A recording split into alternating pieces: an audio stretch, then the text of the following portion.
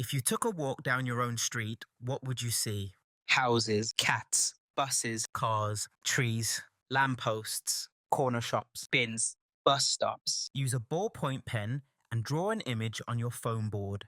Press firmly to leave an indentation in the foam board. Be careful not to push too hard. You don't want to break the polyblock as it is quite fragile.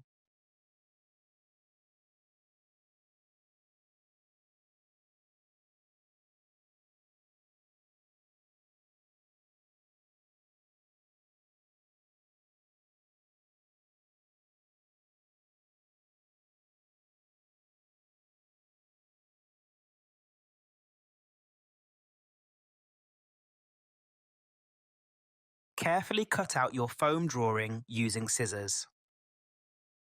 Cut all the way up to the pen line and rotate your foam piece to make the cutting process easier. I created both a large and a small house out of Polyblock.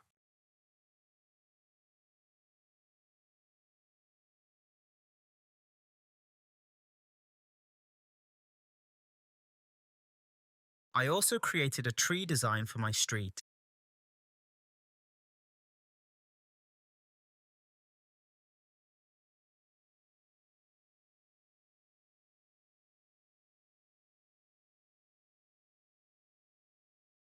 Set up your printing area in an organized way and try to keep the ink in one place. Spread the ink to the width of your ink roller. This is where you dip your ink roller when you need more ink. Dip the roller into the ink reservoir and start rolling it out in the space below. Move the roller down and lift it back to the start and repeat. This will spread the ink faster than just going back and forth. If there is too much ink on the roller, it will take on an orange peel texture. If this is the case, remove excess ink from the slab with a piece of printer paper and roll it out again. Once the ink is evenly spread on the roller, there should be a slight texture to the ink, like sandpaper. Once you have an even layer of ink on the roller, roll it onto your polyblock to transfer the ink. Try to roll in straight lines, covering the whole surface evenly. Roll in different direction to reach all the corners and edges. Recharge the roller with more ink as needed. Carefully place your ink block in place with the ink side facing down, touching the paper.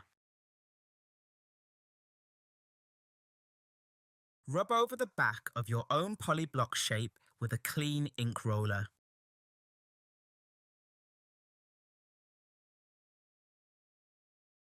Hold the polyblock still with one hand and pull the paper away with the other.